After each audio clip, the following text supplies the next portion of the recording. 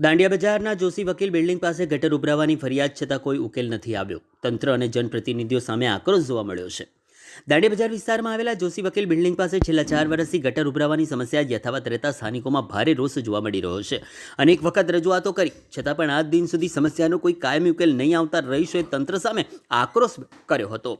વિસ્તારની ગટર લાઇન વારંવાર ચોકઅપ થઈ જતાં ગંદુ પાણી રસ્તા પર ફરી વળે છે, જેના કારણે સ્થાનિક રહીશો વેપારીઓને રોજિંદી અવરજવરમાં ભારે મુશ્કેલીઓનો સામનો કરવો પડી રહ્યો છે। ગંદકી દુર્ગંધના કારણે આરોગ્ય પર પણ વિપરીત અસર થવાની ભીતિ વ્યક્ત કરવામાં આવી છે। વડોદરાને સ્માર્ટ સિટી તરીકે રજૂ કરવામાં આવે છે, પરંતુ શહેરના મધ્ય વિસ્તારમાં જ વર્ષો જૂની મૂળભૂત સમસ્યાનો ઉકેલ લાવવામાં તંત્ર તદ્દન નિષ્ફળ રહ્યું છે। વિસ્તારના કાઉન્સિલરો ધારાસભ્યને અનેક વખત રજૂઆત કરવા છતાં નવી ગટર લાઇન નાખવા કે કાયમી નિરાકરણ લાવવા માટે કોઈ અસરકારક કાર્યવાહી કરવામાં આવી નથી। સ્થાનિકોના કહ્યા મુજબ ધારાસભ્ય બાલુ શુક્લાને પણ વારંવાર રજૂઆત કરવામાં આવી, તેમ છતાં સમસ્યા યથાવત છે। હવે સ્થાનિકોએ તાત્કાલિક નવી ગટર લાઇન નાખી કાયમી ઉકેલ લાવવાની માંગ સાથે પાલિકા અને સંબંધિત તંત્ર સામે આક્રોશ વ્યક્ત કર્યો હતો। डांडिया बाजार हैगा અને આ બાજુ 4 साल से 3 साल से होता हैगा। क्या होता है? ये गटरा साफ होती नहीं ना, भराती है ये और हमारे को उतरने को चलने को बहुत तकलीफ पड़ती है। तो कुछ करने आते नहीं ना, और जो आते तो भी चले जाते हैं। कॉर्पोरेटर को नहीं बोला हैं? कॉर्पोरेटर को कॉर्पोरेशन ने बोला हुआ है? बोलते तो है यहाँ पर जो अर्जिया भी देते हैं पर तो भी नहीं आते हैं। आते न करके कुछ नीला नहीं होता, निकाल होता नहीं ना है। कितनी दिक्कत हो रही है? बहुत होती है, 3 साल से हो रही है। कोई अधिकारी देखने कोई नहीं आते हैं। हाँ, और हमारे को त्रास कितना, हाथ पाँव दुखते हैं हमारे, उतरने को भी त्रास होता है। घर में रहते हैं कि ऐसे पानी में कैसे निकलेगा हम।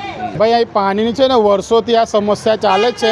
વારંવાર ડ્રેનેજ લાઈન અહીં લીકેજ થતી જાય છે, છતાં કોઈ કોર્પોરેટર, કોઈ અધિકારી કે કોઈ વોર્ડ ઓફિસરે જોવા આવતું નથી।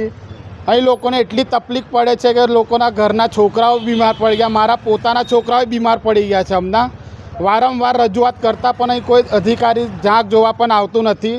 ગાડીઓ આવે છે, જેટિંગ મારીને જતી રહે, છતાં આ પ્રોબ્લેમ થતી જ રહે છે અને કોઈને કશી પડી નથી। આ વર્ષોની તકલીફ છે।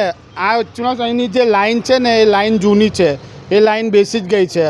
પાણી આગળ જતાં પાછળ બેગ મારે પાછું આવે છે અને એટલા મચ્છરિયા અને એટલી ગંદકી થાય છે કે નરક જેવું પાણી નીકળે છે એ બાજુ।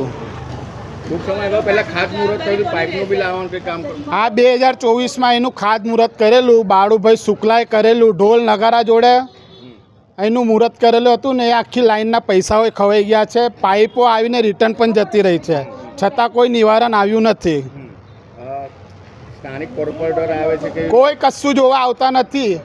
કોર્પોરેટર આજે ચૂંટણી કેટલા મહિના થયા ગયે, કોઈ કોર્પોરેટર જોવા પણ નથી આવતું કે ભાઈ અહીં શું તકલીફ છે, તમારા વોર્ડમાં શું પ્રોબ્લેમ છે, કોઈ જોવા આવતું નથી। અધિકારીઓ એવું કહે છે કે અમે વડોદરા સ્માર્ટ સિટી બનાવી રહ્યા છે। શાની સ્માર્ટ સિટી કહેવાય આને? તમે જોવા આવીને કોર્પોરેટને ખબર પડે, આવે તો ખબર પડે વોર્ડમાં કે ભાઈ અમારા વોર્ડમાં શું તકલીફ છે।